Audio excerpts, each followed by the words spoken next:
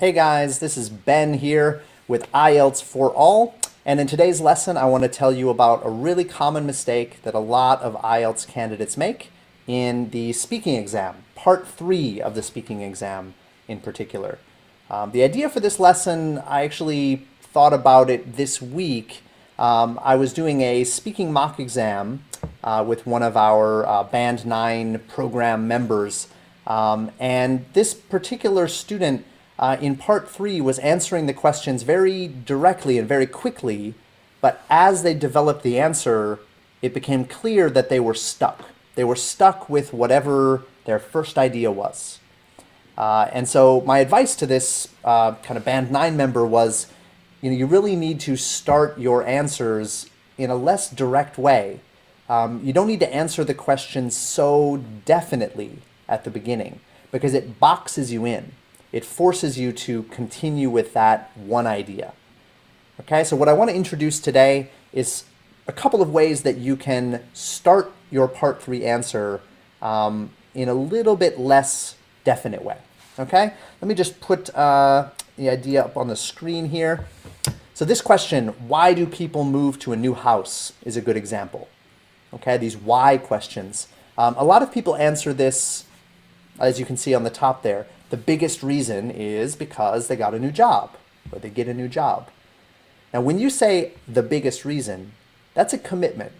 You're saying that this is the top reason, the number one reason. And that's really limiting because now if you think of a better reason, you can't really talk about it because you already are explaining the top reason. Right? In a way, it limits what you can talk about later. Okay? So a couple of alternatives. One of the biggest reasons. Okay, now if you think of a better reason, you're free to talk about it, right? You can say, well, one of the biggest reasons is because they get a new job and that forces them to move to a new city or to a new town. But actually, I think maybe the more important reason is because of a change in financial circumstances. A lot of people, when they start their career, or maybe they graduate from college, they move into a very small flat. Maybe they have a roommate. Right? They don't want to spend very much money on housing because they need to save, and they have very active social lives that cost a lot of money. But later, as they get older, they start to save more money, and they start to value their living environment a little bit more. So they spend more of their income on housing. They move into places with more space. And then later on in their lives, they're looking to save money for their retirement. They might move back into a smaller house. So I think actually people move more for financial reasons rather than just employment reasons. So because I started with one of the biggest reasons, I was able to move around in that topic in a few different ways. If you start with the biggest reason, you're kind of stuck. Okay? Another way that you can introduce it is one reason that is often overlooked. If you want to explain maybe not the biggest reason, but an interesting reason, this is a good way to start. Or the final one, the first reason that comes to mind. Okay? This is a great one because it allows you to start speaking right away, but it doesn't lock you in to a definite answer. You can very easily come up with a better idea later, and you're free to talk about it. All right. So before I go into kind of the second example, I just want to say a couple words about this Band 9 program that we have. We started it on Monday, and already we have a ton of members. We're actually very soon going to reach our limit. Okay, we're going to reach the 50 student limit.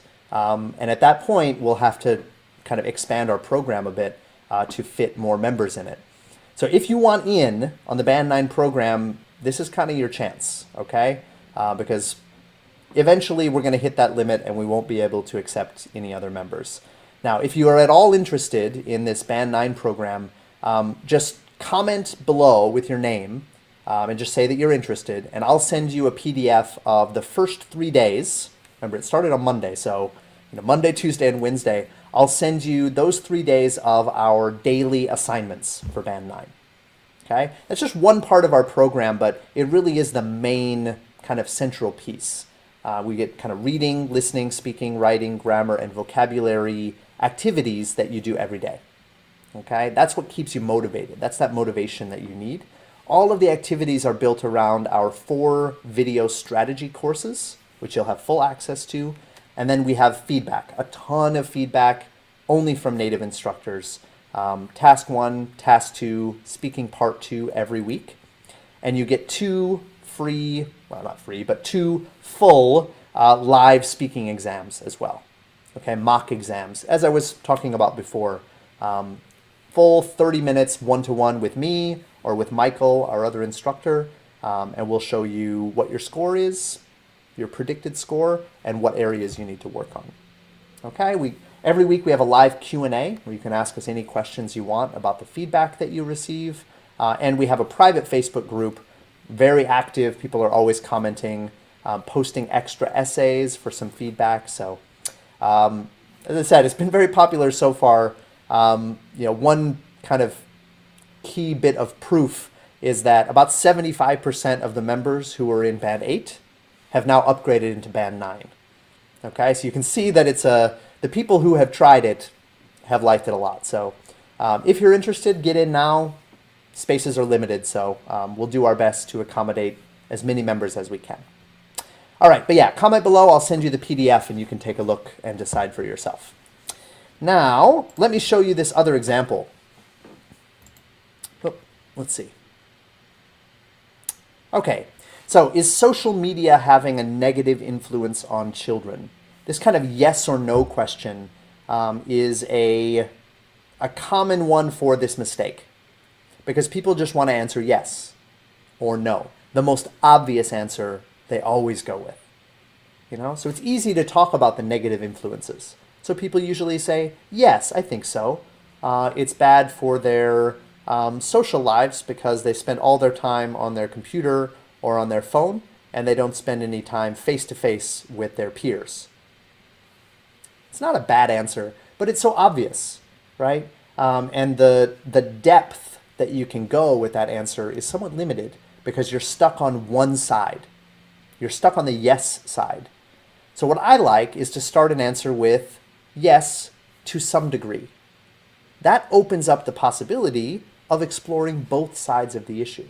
So you can say yes to some degree. I think it affects their social lives because they don't spend as much time with their peers face to face. They spend a lot of time on their computers or on their phones. But at the same time, I think we should not judge that culture too harshly, because actually that culture belongs to young people. We as adults may not really understand what's going on in that world. This is their world, and so we need to kind of withhold judgment and wait to see how these people develop, these young people develop.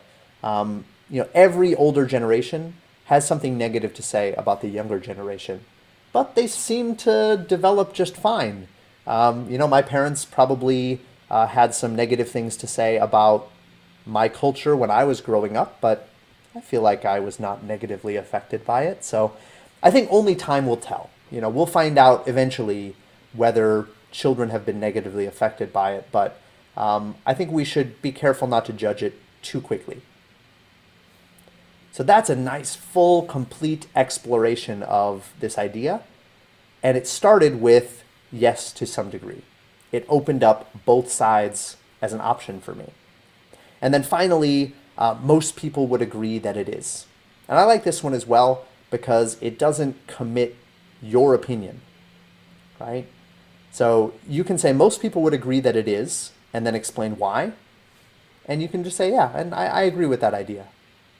Or you can say most people would agree that it is and explain why, and then say, me, I don't know. I think I can also see the other side, and maybe I even agree more with the opposite side of this issue because blah, blah, blah, blah, blah. Okay? So explore the whole thing just like you would in a Task 2 essay. Okay, Part 3 speaking, Task 2 writing, they're pretty similar in terms of what the examiner wants from you. You want to see where your limits are. Okay, that's really the point of Part 3 from the examiner's perspective, is to push you and find out where your limits are. By answering, yes, I think so, or the biggest reason? You are limiting yourself. Right? The examiners are pushing you to find your limits. Don't limit yourself. Keep yourself as open as you can. Okay? So try to use these kind of phrases that I highlighted here and be very aware of your strategy at the beginning of a part 3 question. Don't close yourself in. Keep yourself nice and open. All right, and that is going to do it for us here at IELTS for All. If you want to find us on Facebook, just do a search for IELTS for All, and you will find our group. And if you want to check out our website, it's IELTS Lessons for You. That's the number 4, the letter U.com. Actually, you could see it on the screen there. And remember, if you want that PDF of the first 3 days of Band 9, just comment below and I will send it your way. All right, well, thank you guys, and I will talk to you soon. Bye-bye for now.